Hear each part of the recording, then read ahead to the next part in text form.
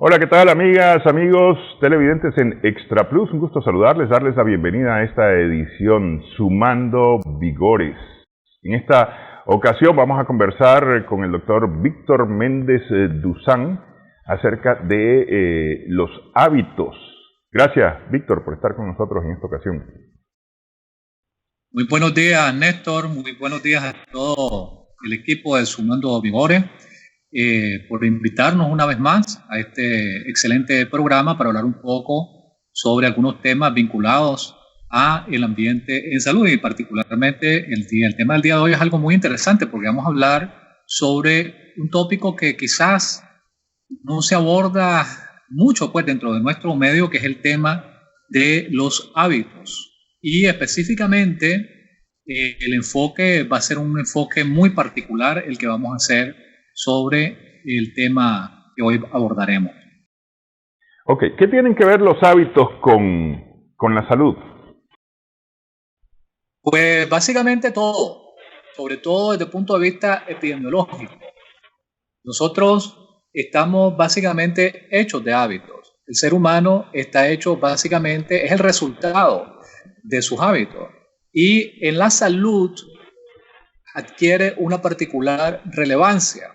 Por poner un ejemplo, el lavado de manos. El lavado de manos es un hábito.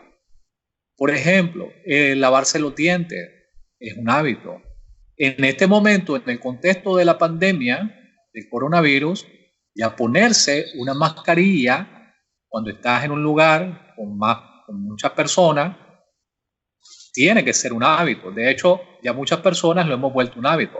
Las personas que conducen carro, ya saben que de manera automática, ¿qué es lo primero que vas a hacer? Vas a ponerte cinturón de seguridad para evitar algún accidente. Porque al inicio la mayoría de la gente se lo ponía era para evitar la multa, pero ahora ya ni siquiera piensas en eso, ya es automático, ya te lo pones y con eso se están previniendo también un montón de accidentes. Otro hábito, por ejemplo, es la manera como comemos. Claro que tiene que ver con la salud. ¿Por qué? Porque dependiendo de cómo nosotros vayamos a comer, se van a desarrollar determinados tipos de enfermedades. Las conductas que desarrollamos en otras esferas, como por ejemplo la actividad física. El hecho de que hagas actividad física, aunque sea un poquito todos los días, eso también es un hábito. Y entre hacer y no hacer actividad física, bueno, eso puede llegar a tener consecuencias en el estado de salud. Cosas tan sencillas como, por ejemplo, ponerle demasiada sal o demasiada azúcar a las comidas, de los hábitos, la salud y con la epidemiología. Si nosotros nos vamos a las diferentes especialidades, vemos que los hábitos todavía se vuelven mucho más importantes. Como por ejemplo, el simple hecho de leer es un hábito que puede de una manera importante ayudar a disminuir los índices de problemas neurodegenerativos, como por ejemplo el Alzheimer. Está demostrado ya que las personas que leen, o las personas que tocan un instrumento, o las personas que desarrollan actividades que forcen a tu cerebro a desarrollar procesos cognitivos, disminuyen la probabilidad de desarrollar este tipo de patología. La demencia senil, pues el Alzheimer, del cual estoy hablando. Entonces, definitivamente, los hábitos tienen prácticamente que ver, básicamente que casi que con es transversal dentro de todos los tópicos de salud que podamos abordar, ya sea de las diferentes especialidades. Entonces, entender un poquito más sobre los hábitos es muy importante, no solamente para los profesionales de la salud, sino también para las personas en general. Recordemos que la salud no es solamente responsabilidad del MINSA, no es solamente responsabilidad del Estado, sino que la salud comienza principalmente y de manera muy particular con el individuo. Yo no puedo designarle toda la responsabilidad del Ministerio de Salud en cuanto a mi estado de salud individual. Yo tengo que comenzar a cuidarme primero. Si yo no me cuido, el Estado está bien, va a hacer un montón de acciones y un montón de estrategias, pero si el individuo no se cuida, va a tener un detrimento en su estado de salud. Por eso es importante entender de una manera, digamos, un poquito más, con un poquito más de profundidad este tema, porque esto nos puede ayudar. Ok, los hábitos se forman con el tiempo, con la repetición de la actividad que realizamos y además se vuelve inconsciente, ¿no?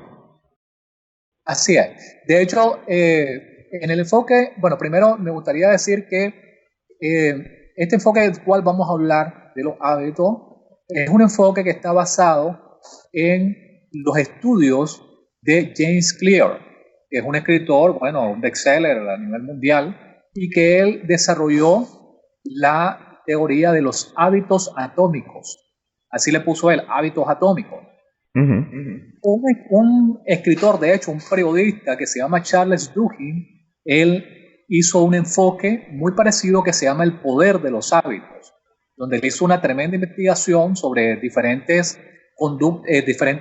teorías conductuales desde el punto de vista de la psicología, por ejemplo, la psicología conductual, para entender cómo es que se producen los hábitos y de esta manera llegar a una especie de metodología para el abordaje de los mismos. Sin embargo, no es la única, eso es importante decirlo. Hay muchos enfoques poderosísimos en relación a los hábitos que ya se han planteado desde hace mucho tiempo. Por ejemplo, el método de los 10 pasos, en relación a los, 10 o 12 pasos de los alcohólicos anónimos, donde ellos establecen una serie de requisitos puntuales para poder ayudar a salir a las personas de las adicciones, que de hecho es el más exitoso que nosotros hemos podido ver a lo largo de la historia. En base al modelo de Alcohólicos Anónimos se han reproducido un montón de estrategias y de métodos para poder para poder contrarrestar determinados hábitos que son hábitos buenos para la salud, como por ejemplo el consumo de alcohol, el consumo de droga, el comer demasiado, la adicción al sexo, etcétera, pero todo básicamente en función de el abordaje del método de Alcohólicos Anónimos. En este caso, esto es un planteamiento que habla sobre él le puso los hábitos atómicos y ya vamos a explicar por qué. Efectivamente, los hábitos son actividades en general pequeñas que se repiten prácticamente todos los días y de hecho la mayoría de ellas son automáticas.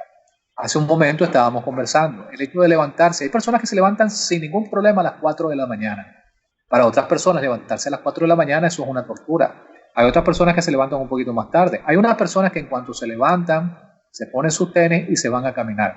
Hay otras personas que en cuanto se levantan de manera automática, lo primero que hacen es tomarse un vaso de agua. Otras, ir al baño.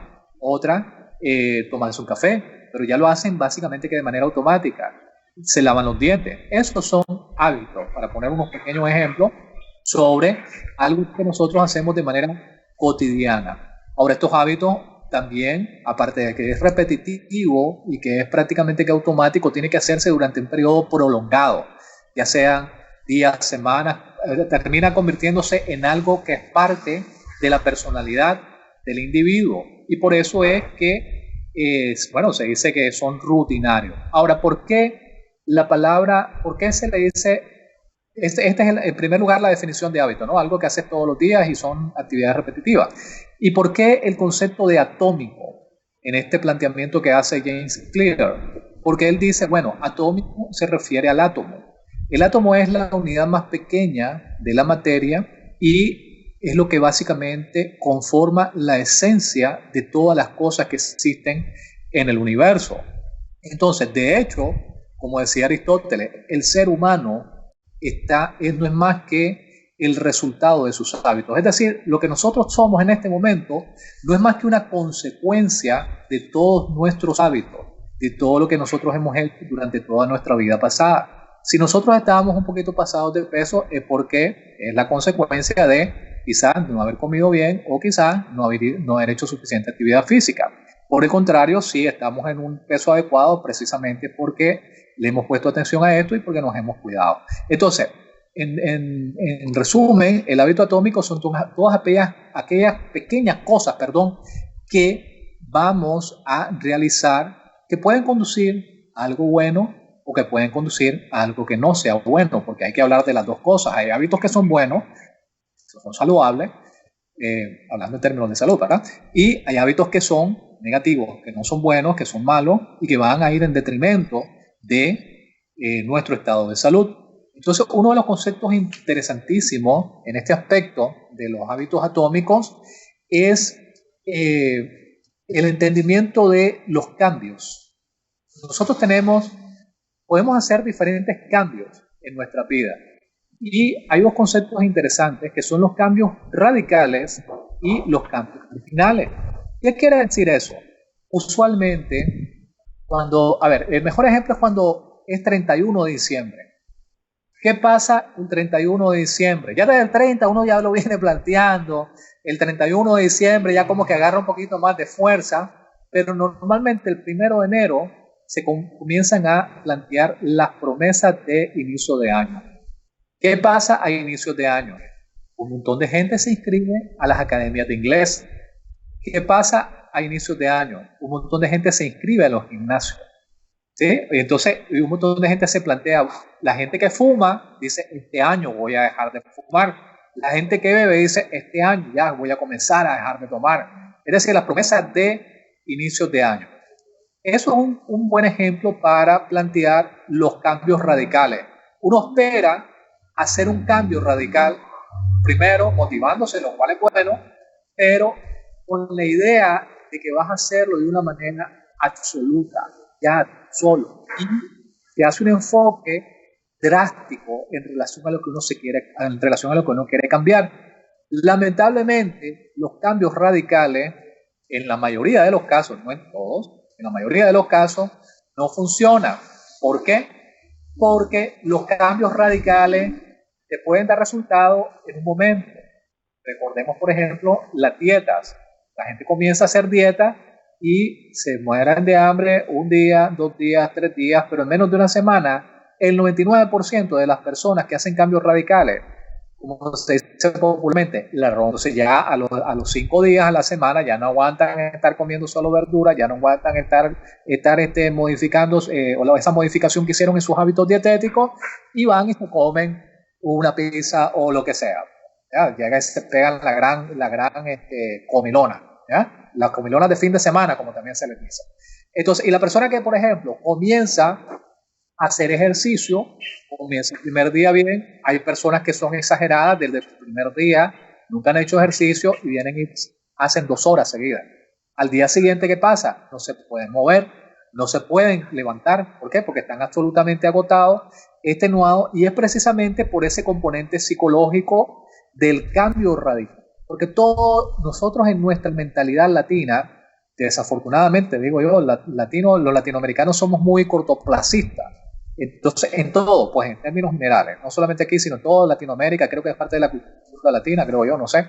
¿Y qué es lo que pasa? Queremos hacer unos cambios absolutos de una manera rápida. Los cambios tienen que ser radicales, por eso sí le llamamos cambios radicales. Lamentablemente, el 99% de los cambios no funcionan.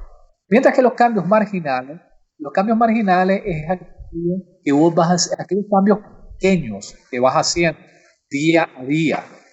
Que si uno toma conciencia, ver que tienen esos cambios marginales a la larga van a producir un impacto mucho mayor, pero hay que entender que esos cambios marginales no van a dar resultados inmediatos. El problema también es que nosotros queremos resultados ya, queremos resultados rápidos.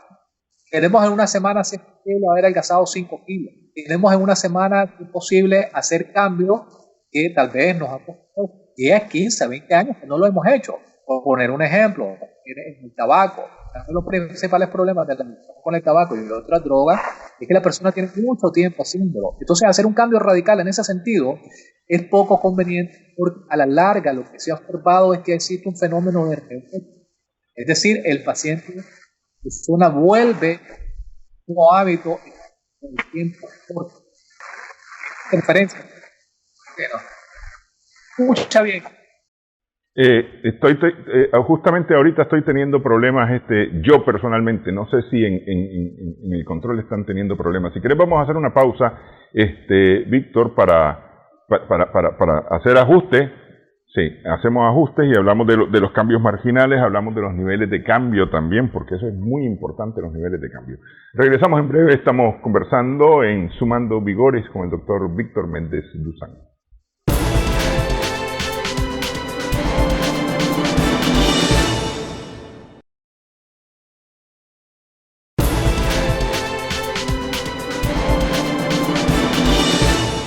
Continuamos Sumando Vigores en Extra Plus. Estamos conversando con el doctor Víctor Méndez Duzán. Habíamos tenido ahí algunos problemas de conectividad.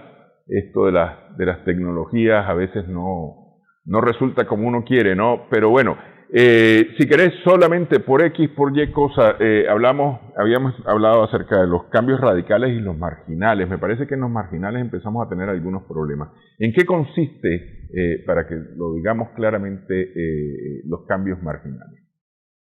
Ok, básicamente los cambios marginales son los cambios pequeños que vamos a hacer. Hay un ejemplo muy interesante, y de ahí es donde viene toda esta teoría de los hábitos atómicos. El entrenador de la selección de ciclismo del equipo de Gran Bretaña, del equipo olímpico, hay un señor que es de apellido Bracer, que a él lo contratan en el año 2004, allá en Inglaterra, de cara a las Olimpiadas que se iban a hacer en el año 2012 en Londres. El equipo de ciclismo de Gran Bretaña en 128 años no había ganado sino solamente una vez durante más de 100 años. Entonces a este señor lo contratan y él dice, bueno, aquí lo que vamos a hacer es que vamos a implementar la estrategia de las ganancias marginales. Que eso consiste en ir mejorando solamente un 1% diario a lo largo del tiempo. De tal manera que en el transcurso de un año has hecho cambios significativos en relación a lo que vos podés llegar a hacer como deportista. Entonces él comenzó a hacer estos cambios sencillos, como por ejemplo a ver el tipo de llanta que tenían los ciclistas, el tipo de comida que tenían los ciclistas, el tipo de calzado que tenían los ciclistas, incluso el medio donde transportaban las bicicletas, lo pintó todo de blanco para ver si entraba mucho polvo a el área donde estaban las bicicletas, porque el polvo daña el mecanismo, aunque sea un poquito, como son bicicletas muy sensibles, electrónicas, etcétera, puede llegar a disminuir la efectividad de la bicicleta durante la competencia. Los hábitos de sueño, el tipo de masajes que se le hacían a los ciclistas, es decir, él comenzó a fijarse poco a poco en una infinidad de medidas chiquitas y fue haciendo los cambios de esa manera. La consecuencia fue que en un periodo menor de 10 años aproximadamente, ese equipo de ciclismo de Inglaterra, que no había ganado nada en más de 100 años, logró ganar 178 campeonatos mundiales, 66 medallas de oro olímpicas y paralímpicas.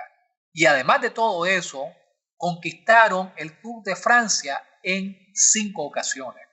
Es decir, estos cambios en la práctica, porque te digo, todo fue una metodología que se implementó en base a las ganancias marginales. Esos pequeños cambios que vas haciendo a lo largo del tiempo, pero es muy importante considerarlo de que eso tiene que ser con una mentalidad a largo plazo. De eso se trata las ganancias marginales.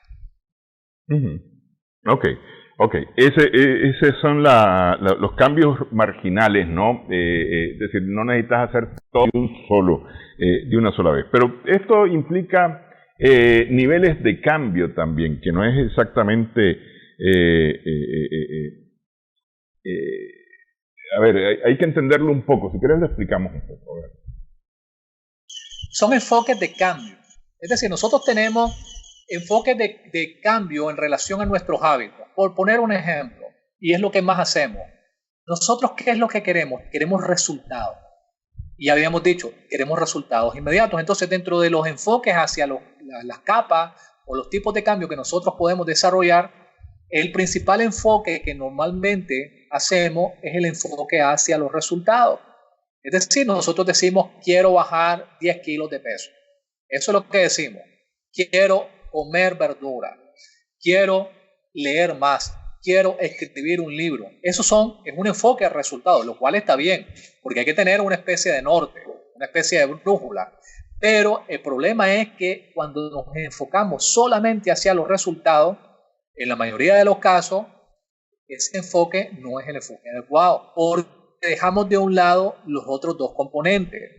Dejamos el componente o el enfoque hacia los procesos que, como lo podemos ver en la lámina número 17, ahí nosotros tenemos que, en primer lugar, la capa más externa es el enfoque de los resultados, de las metas, después el de los procesos. ¿Qué quiere decir el enfoque de los procesos? Bueno, agarrando el ejemplo de la pérdida de peso.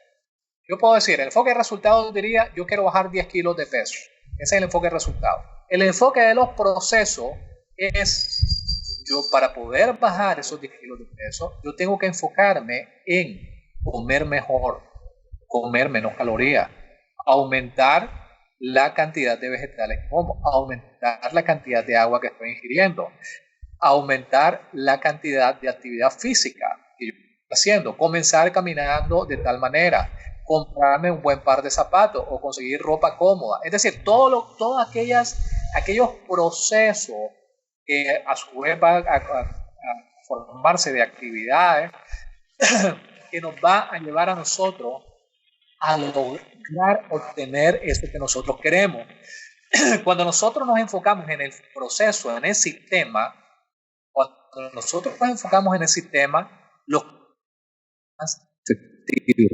¿Por qué? Porque vamos a cambiar la manera en que nosotros nos comportamos. ¿Hola? Sí, te estoy siguiendo. Hubo ahí un pequeño flachazo, pero seguimos. Sí. Correcto. Entonces, vamos a cambiar la manera en que nosotros actuamos. Es decir, nosotros comenzamos a desarrollar una serie de estrategias entendiendo qué es lo que tenemos que cambiar para poder conseguir ese resultado. Ya no solamente nos vamos a enfocar en los 10 kilos de peso que vamos a perder, nos vamos a enfocar en cómo estamos comiendo, cuánta agua estamos tomando, ¿sí? Entonces, eso es muy importante entender el sistema, es decir, los procesos que nos van a conducir a ese resultado. Y el otro enfoque, que también es de extraordinaria importancia y quizás es el más importante, es el enfoque hacia la identidad. Vamos a poner un ejemplo en relación al enfoque a la identidad, un enfoque sencillo. ¿Qué pasa con las personas que fuman? Normalmente cuando la persona quiere dejar de fumar y le ofrecen cigarro, es decir, una persona tiene una cajetilla de cigarrillos, están en una determinada actividad y le ofrece cigarrillos a la persona que está queriendo dejar de fumar. ¿Qué es lo que normalmente dicen las personas? La persona dice, no gracias, estoy tratando de dejar de fumar. Normalmente eso es lo que dicen las personas, ¿verdad? Entonces, cuando la persona responde eso, está haciendo un enfoque hacia ¿qué? Hacia los resultados. Es decir, él está tratando ¿de qué? De dejar de fumar. Porque dejar de fumar es la meta. O sea, un enfoque mental hacia el resultado. Pero si por el contrario, la persona le ofrece cigarrillos a esa persona y la persona dice, no gracias, no soy fumador, es diferente la respuesta. Y desde el punto de vista psicológico, ya la persona está trabajando con su identidad, porque ya la persona se siente como no fumadora. Y cuando ya se logra ese cambio hacia el entendimiento del hábito que quieres cambiar o que quieres crear, hacia tu identidad, los cambios son más profundos. Es decir, a ver, justamente lo que estamos diciendo es, y tal vez esta última parte de los hábitos, de los niveles de cambio, lo que se refiere a la identidad es tal vez la parte más difícil, porque de una u otra forma nosotros lo que decimos es que esto justamente es posesionarte de lo que querés lograr, ¿no? Y a veces eso se vuelve bien difícil, porque lo decías vos con el ejemplo, estoy tratando de, en vez de decir soy tal cosa, ¿no? Y ahí es donde se producen a veces la dificultad, ¿no? Lograr identificarnos con lo que queremos lograr al final de cuentas. Así es, ¿no, Víctor? Así es, efectivamente, y por eso es que cuando las personas, por eso la importancia de entender estos niveles de las etapas del campo del comportamiento adquiere una relevancia fundamental, porque si nosotros entendemos que lo que tenemos que cambiar verdaderamente y de una manera profunda es nuestra identidad, nosotros ya nos vamos haciendo la idea de que efectivamente tenemos que cambiar nuestra forma de pensar. Si yo digo, yo soy músico, yo no soy músico ahorita, pero si yo digo, soy músico, ya yo me condiciono de que tengo que todos los días, ¿qué cosa? Hacer música, porque esa es mi esencia. Es como el pájaro que canta todos los días, ¿no? Haciendo sus trinos. O la persona que escribe, el escritor que escribe todos los días, él es escritor. Él se identifica como escritor. Si yo quiero comenzar a escribir un libro, yo tengo que cambiar mi identidad o tratar de cambiar mi identidad hacia el hecho de que yo soy escritor. No importa que yo sea bueno, malo, regular, pésimo, lo que sea, pero yo tengo que entender que yo soy escritor para poder hacer ese cambio efectivo y sobre todo que sea un cambio a largo plazo. ¿Qué pasa con la mayoría de las personas que tienen problemas de enfermedades no transmisibles? Cuando quieren hacer esos cambios, es un cambio dramático. Porque si bien es cierto que estamos acostumbrados por nuestro paladar, sobre todo el problema de la dieta es el problema que se ha observado como lo más difícil. La actividad física quizás no. Hay muchas personas que agarran la actividad física de buena manera y tal, pero la dieta es mucho más difícil el cambio. ¿Por qué? Porque eso es parte de nuestra esencia. Imagínense ustedes que nosotros tenemos el sabor del gallo pinto desde la chiche, desde el útero de la madre, porque la madre también come gallo pinto. Entonces, eso está como parte de la esencia de lo que nos hace ser nicaragüenses y lo que nos hace ser humanos en este país, ¿no? Entonces, ese cambio es mucho más difícil, porque nosotros tenemos que hacer una variación. Por poner un ejemplo, una persona con diabetes que le dicen, usted no puede comer demasiado, ¿ya? Puedes comer un poquito, pero las cantidades, o tenés que buscar cómo comer más verdura, porque no estamos acostumbrados a verduras. Entonces, nuestro paladar está vinculado con el olfato, y el olfato es uno de los sentidos quizás los más sensibles y que llega más profundo a la psique del individuo. Cuando nosotros sentimos un olor, de repente nos trasladamos inmediatamente 20 años cuando pasó tal cosa. O sea, el olfato eso es un buen ejemplo para dar sobre la identidad. Entonces, si nosotros queremos hacer un cambio real, nosotros tenemos que decir, no, yo no soy tal cosa, yo soy tal cosa, al contrario. Ahí es donde vienen los cambios profundos y por eso es importante entender estos niveles de cambio efectivo. Entonces, ahora, es importante porque mejor entendimiento, porque de esta manera vamos nosotros no solamente a crear cambio individual, sino que podemos llegar a crear un cambio colectivo si nosotros logramos entender estos procesos. Así es. Vamos a hacer pausa, Víctor, y vamos a hablar acerca de los ciclos del hábito, que también es un tema muy importante para poder entender. Me parece, yo creo que hemos quedado bastante claro acerca de las etapas de esto, del proceso, el resultado del proceso y la identidad, ¿no? Hablemos ahora acerca de los ciclos. Regresamos en breve. Estamos sumando vigores.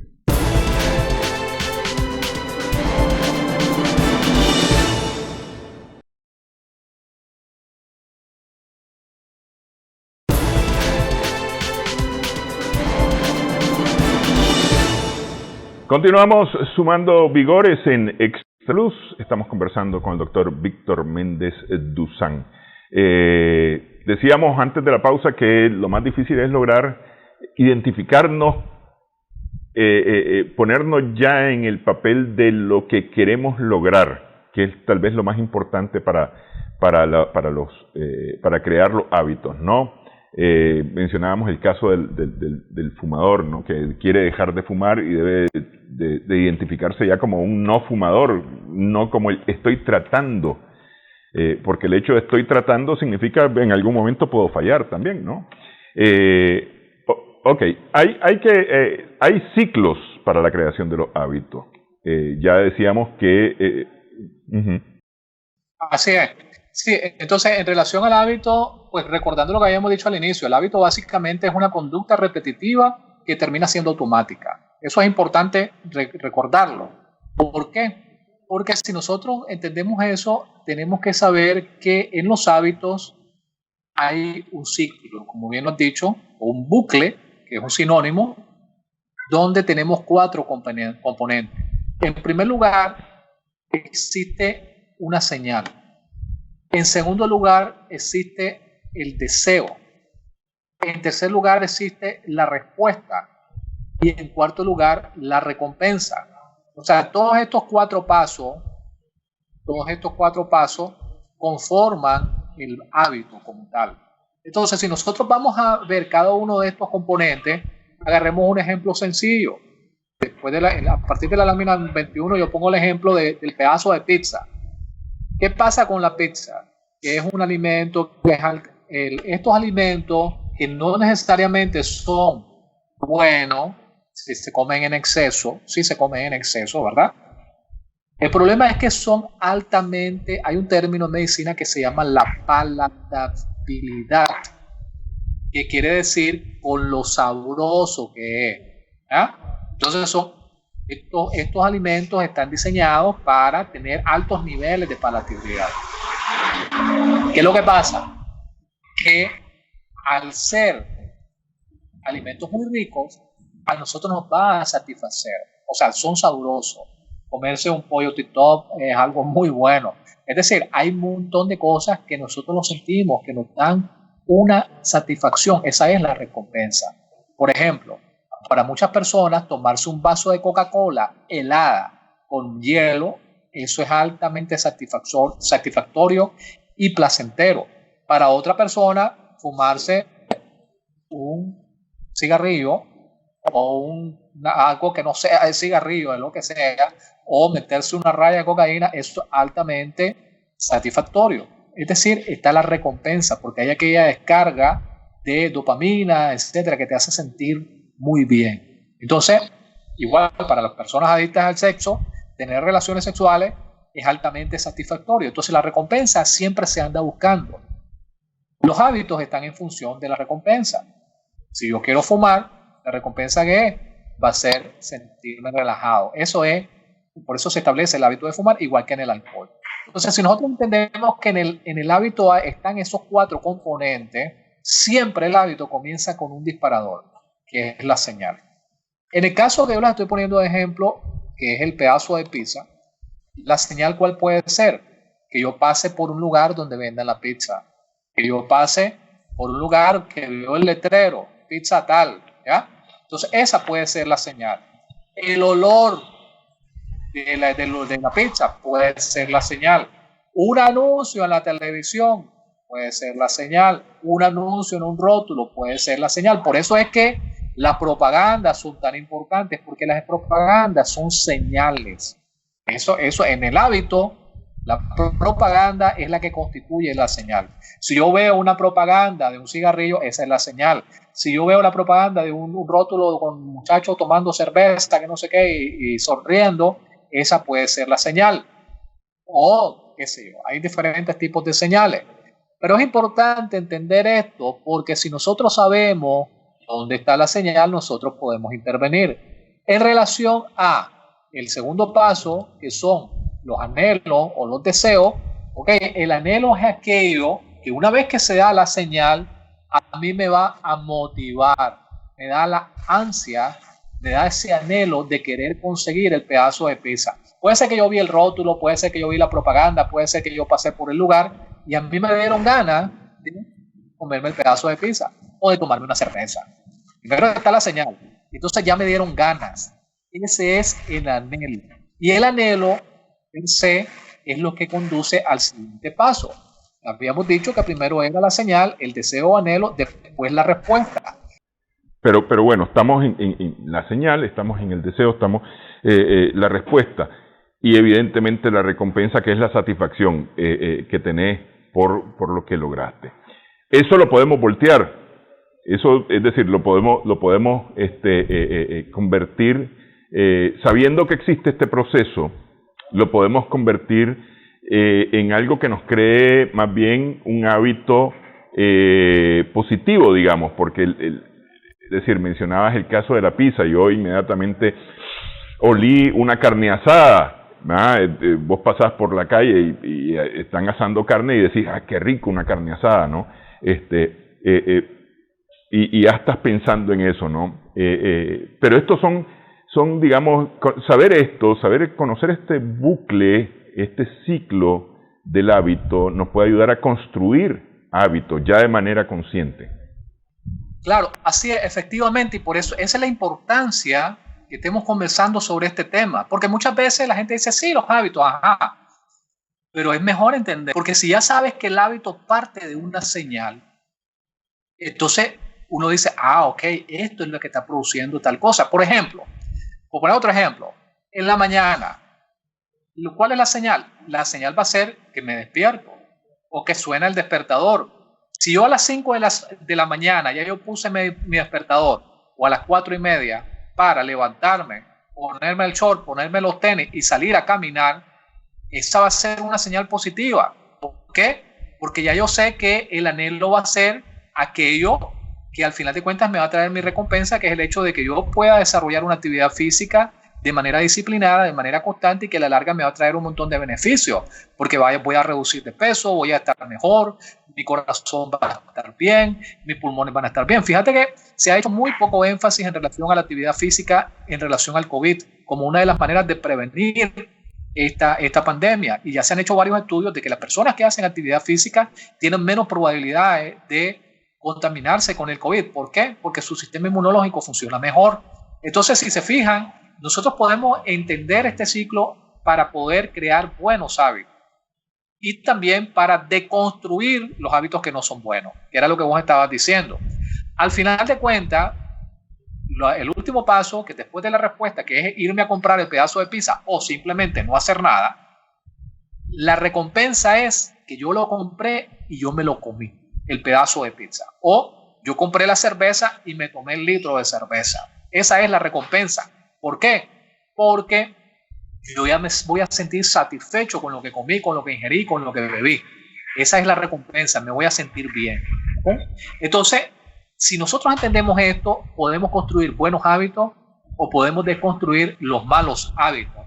Y de eso se trata este asunto, porque ya entendiendo este bucle, nosotros podemos hablar de las 4 leyes para construir buenos hábitos y de las 4 leyes para deconstruir los hábitos que no son buenos.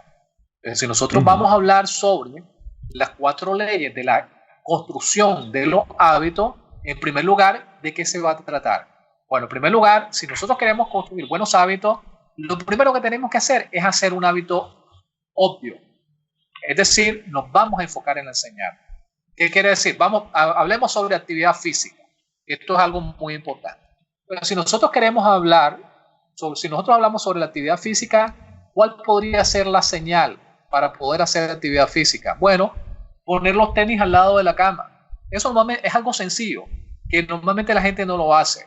Pero si ya nosotros desde en la noche ya dejamos preparaditos los tenis para levantarnos en la mañana, pues las personas que hacen ejercicio en la mañana, ponen sus tenis al lado de la cama, ya eso genera un proceso psicológico de que en cuanto suena el despertador, te levantaste, miraste los tenis, te los pusiste y te fuiste a caminar. Eso es una forma de hacer obvia o hacer obvio el hábito. Es decir, nos vamos a enfocar en esa señal. Esa es la primera parte de la primera ley para construir un buen hábito. Lo segundo, hacerlo atractivo. ¿Cómo vamos a hacer atractivo nosotros el hábito de la actividad física? Bueno, de varias maneras. Por ejemplo, nosotros podemos inscribirnos en un gimnasio, podemos ir a un grupo de personas que practican la misma actividad física, podemos socializar con estas personas. Hay muchas personas que incluso van a los grupos de danza o a los grupos de hacer actividad física, no tanto porque quizás les hace bien el ejercicio, sino porque necesitan hablar con otras personas. Entonces les atrae el hecho de estar con esas personas. En mi caso particular, hacer actividad física me hace sentir bien. ¿Por qué? Porque después de haber sudado, definitivamente hay una descarga de endorfina, que es algo positivo. También son sustancias que tiene nuestro propio cuerpo para hacernos sentir bien. Por eso es que fíjense que incluso en muchas personas que tienen estado de malestar, de estado depresivo, se les recomienda que hagan ejercicio. Y muchas personas con depresiones mejoran enormemente su estado depresivo a través de la actividad física aeróbica y anaeróbica también. Entonces, esto lo hace atractivo. Hay que crear el ambiente para hacer atractivo esa rutina, ese hábito que nosotros estamos tratando de crear. La otra ley para construir un hábito adecuado es que tenemos que hacerlo sencillo. Por ejemplo, si no tenés dinero para pagar un gimnasio, pues no hay problema. Simple y sencillamente, cualquier persona en este país se puede perfectamente conseguir un chorcito sencillo, un par de zapatos adecuados para caminar. Ahí los venden de segunda, magníficos, de muy buena marca. Ya no tienes por qué comprarte un zapato de $200, algo sencillo que puedas utilizarlo para poder salir a caminar. Y lo vas a adaptar a tus horarios. Tampoco es que si no te gusta levantarte a las 4 de la mañana, pues entonces anda en la tarde, anda a la hora en la que te sientas cómodo. Eso quiere decir hacer sencillo tu hábito. ¿Sí? O sea, no te compliques. Si no tienes para pagar el gimnasio, pues, hombre, te puedes ir a un parque. Ahorita hay un montón de parques muy bien acondicionados que las han cambiado, e incluso con seguridad, donde uno puede perfectamente ir a hacer su rutina, ir a hacer su caminata. Te vas a un lugar que preferiblemente donde hayan árboles para disfrutar además el ambiente de la naturaleza, si es que acaso tenés el privilegio de estar en un lugar así cerca, etcétera. Es decir, hacerlo sencillo, satisfactorio, agradable. Y por último, en este sentido, cuando lo hacemos sencillo, lo hacemos satisfactorio, nosotros sabemos que es ir a caminar, y si vamos a caminar en grupo, vamos a caminar en pareja, o hacemos este tipo de actividad física, nosotros vamos a sentirnos satisfechos. Es decir, que es la cuarta ley, ¿no? Hacer lo que vayamos a hacer lo que nos guste. Porque si no nos gusta, es mentira. Esto lo vamos a hacer un par de días y después lo vamos a dejar de hacer. Pero hay que entender cuáles son los beneficios, y por eso es que hay que entrar en un proceso de transformación para finalmente cambiar la identidad. Si nosotros nos vamos a la última parte, que es cómo deconstruir los hábitos malos, que es básicamente lo contrario de las 4 leyes de construcción de hábitos. La primera ley de la deconstrucción de hábitos te dice que tenés que hacer difícil de encontrar ese hábito. Tenés que hacer difícil de hacer ese hábito. Por ejemplo, ¿cuál es la primera cosa que te dicen en los Alcohólicos Anónimos? Bueno, lo primero que te dicen es que existe Dios por encima de todas las cosas, ¿ya? Lo segundo es que no podés estar con nadie que tome licor.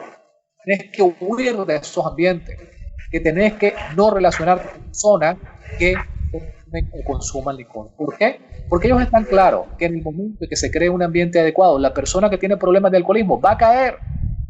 Entonces, esta primera ley, que se entiende muy bien con el ejemplo de Alcohólicos Anónimos, es no, si querés deshacerte de un hábito, no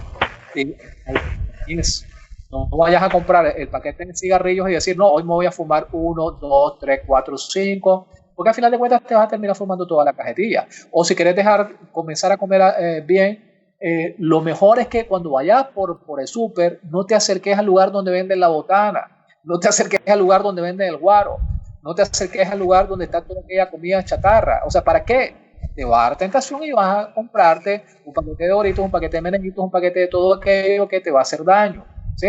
Entonces, cuando lo hacemos difícil, prácticamente se trata de esconderlo, se trata de no llegar a estar en ese ambiente que nos puede afectar. Por lo tanto, también tenemos que hacerlo no atractivo. Es decir, cuando nosotros hablamos de hacerlo no atractivo, es no crear ese ambiente, ese microambiente, tanto a nivel social como individual, de tal manera que nos jale a nosotros para poder caer en ese hábito, o en ese hábito que nosotros queremos dejarlo de un lado.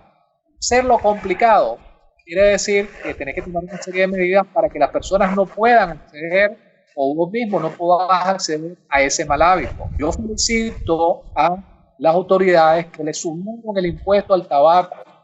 El tabaco, desde que se le subió el precio al tabaco, mucha gente, por el simple hecho del impacto, ya no se compra el paquete de cigarrillos. Claro, hay gente que todavía fuma, pero yo conozco personalmente muchas personas que por este cambio ya dijeron, no, yo voy a dejar de fumar. ¿Ya? ¿Por qué? Porque le subieron el precio. Y ha sido una política efectiva en otros países también. Un paquete de cigarrillos que te vale como $12, así es caro.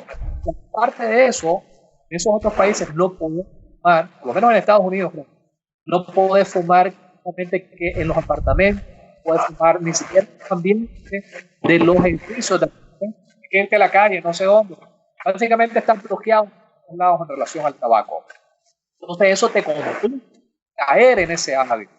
Número 3,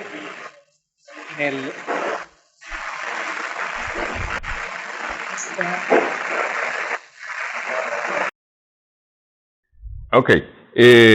Finalmente, Víctor, a ver, aquí nos quedamos en esta parte en la última parte de complicarlo, pero me parece que tenemos ya clara la idea. Finalmente es hacerlos dañinos y no satisfactorios, que no sé, me parece que esa es como la parte más difícil de todo este proceso de construcción de malos hábitos. Claro, claro. Así es, efectivamente. ¿Por qué? Porque, bueno, una vez que cuando ya se entiende que ese hábito no te está causando algo bueno, básicamente uno toma conciencia, ya estás entrando en el proceso de la identidad. Entonces, cuando nosotros decimos que hay que, básicamente, entran una serie de factores para prohibir de una manera consciente ese hábito. Es decir, si yo voy a dejar de fumar, no me voy a acercar a personas que fumen. Voy a tratar de estar lo menos posible con esa persona. ¿Por qué?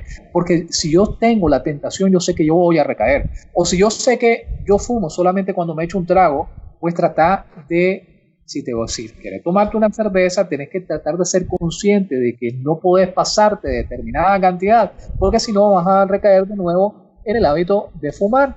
Y así sucesivamente. O sea, al final de cuentas, el secreto de todo esto es la constancia. Porque recuerde, el hábito es algo repetitivo. El problema es que cuando ya forma parte de nuestra identidad, nosotros lo hacemos de manera subconsciente, inconsciente, es decir, automático. Y así como podemos hacer automático las cosas malas, podemos hacer automático las cosas buenas. Y el mensaje final de esto es que nosotros, entendiendo cómo es que funcionan los hábitos, nosotros podemos, bien sea, construir hábitos buenos a través de las ganancias marginales, que son aquellas pequeñas cositas, así como deconstruirlos, los hábitos que son buenos para nosotros mismos, para nuestra salud, para nuestras comunidades y para nuestra sociedad. Bueno, podríamos seguir conversando sobre este tema todavía más tiempo, Víctor, pero desafortunadamente se nos ha consumido. Yo creo que quedamos pendientes para una segunda cita y continuar conversando sobre los hábitos, que me parece que es importante que los entendamos para que los podamos fomentar. Efectivamente, sí, muchísimas gracias por el tiempo y esperemos que la información sea de utilidad para todos los televidentes. Cómo no, así es, yo también espero eso. Víctor, muchas gracias por esta conversación. Gracias a nuestras amigas, amigos televidentes también por su sintonía. Continuamos sumando vigores.